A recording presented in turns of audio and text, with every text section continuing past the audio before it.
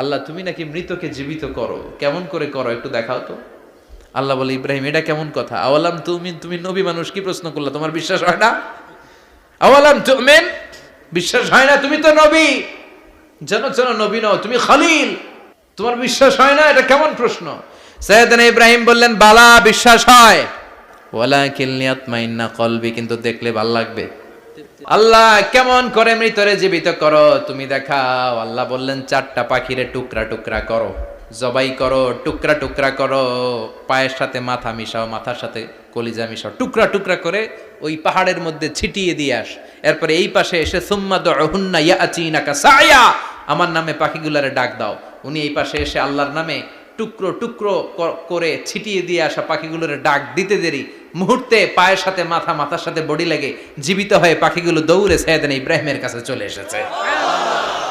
আল্লাহ তাআলা